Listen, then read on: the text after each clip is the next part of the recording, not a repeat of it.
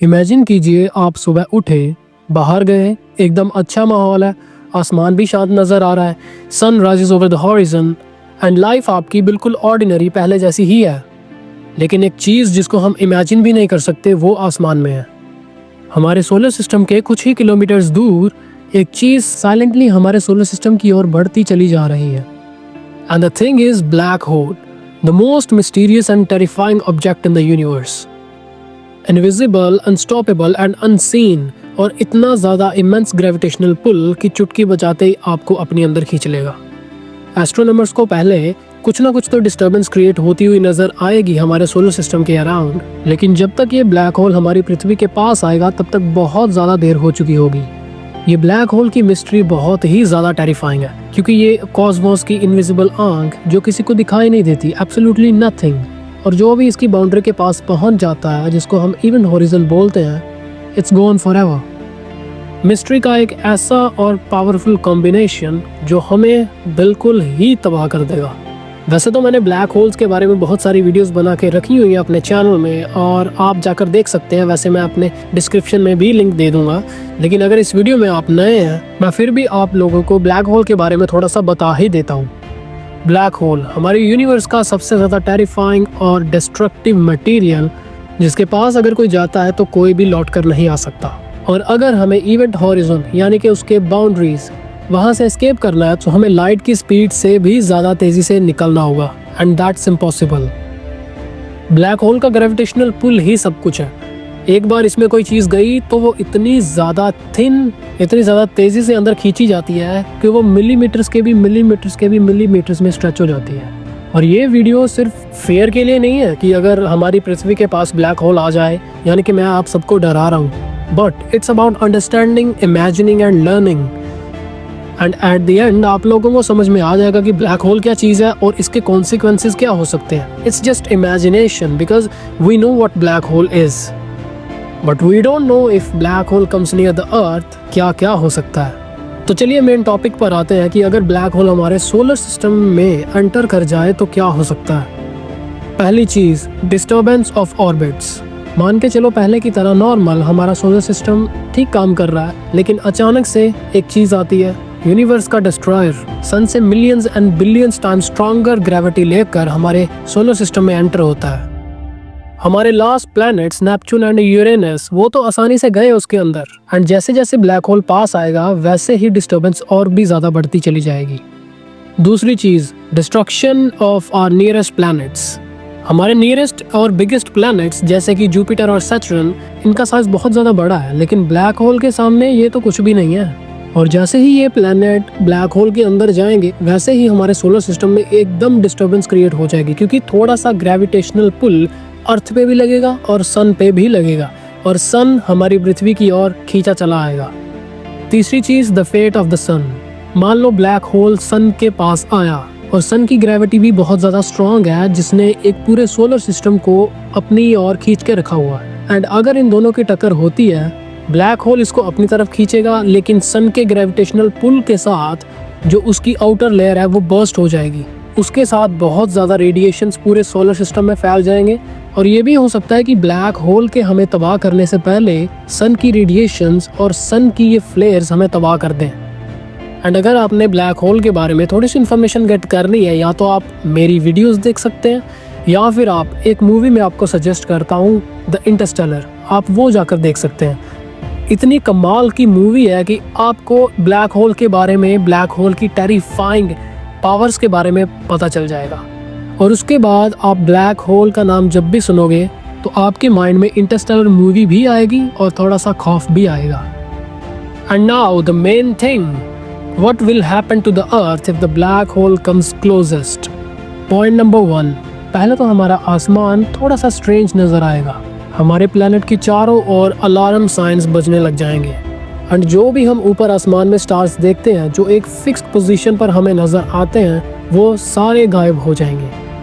हमारे सैटेलाइट्स, हमारा GPS communication system, हमारा नेटवर्क, हमारी टेक्नोलॉजी, जितनी भी टेक्नोलॉजी हमारी आसमान में उड़ रही है, सबसे पहले तो वो चीज़ें डिस्ट्रॉय होंगी।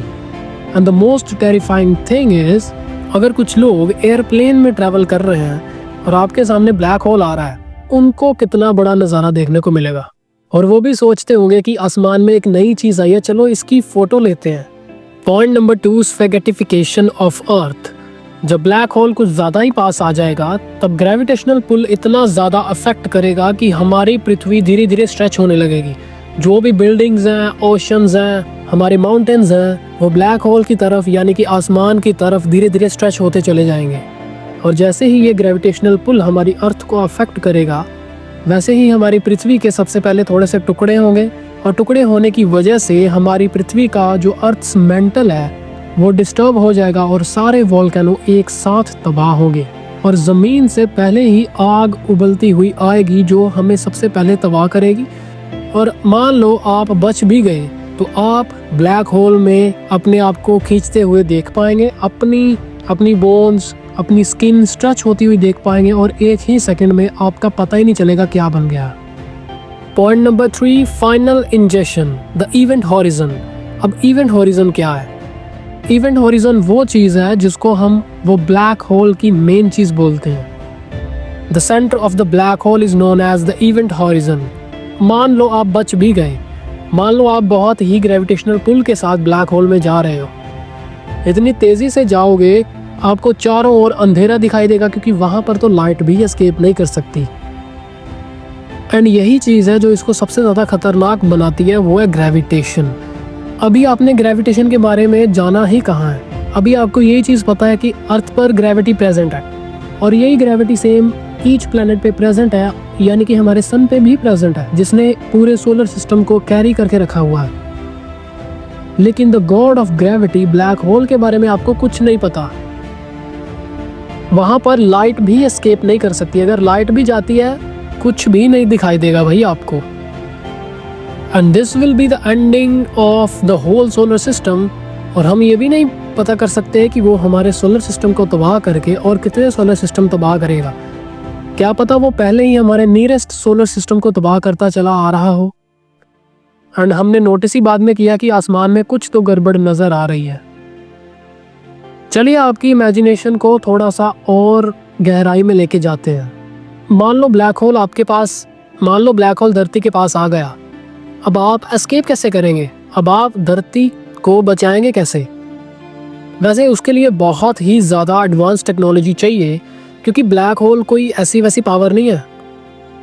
जितनी हमारी टेक्नोलॉजी इस टाइम पर है उससे बिलियंस टाइम स्ट्रॉन्गर हमें ग्रेविटी चाहिए, क्योंकि ब्लैक होल को हम टक्कर नहीं दे सकते। हमें ब्लैक होल को चींटी की तरह मसलना है, तो उसके लिए टेक्नोलॉजी तो चाहिए भाई। क्या पता हमारे सोलर सिस्टम के बाहर, क्या पता हमारे यूनिवर्स में कुछ ऐसे एलियंस प्रेजेंट हैं जिनके पास इतनी तगड़ी पावर हो जो ब्लैक होल को यूज़ करते हैं। अब ये मुझे पता नहीं है आपने इटर्नल्स मूवी को देखा या नहीं, उसमें जो मैग्नस है ना, जो पूरे यूनिवर्स का गॉड है, वो ब्लैक होल को यूज़ करता था आने जाने के लिए। जैसे डोरेमोन का गैजेट होता था वैसे ही उसका ब्लैक होल गैजेट होता था।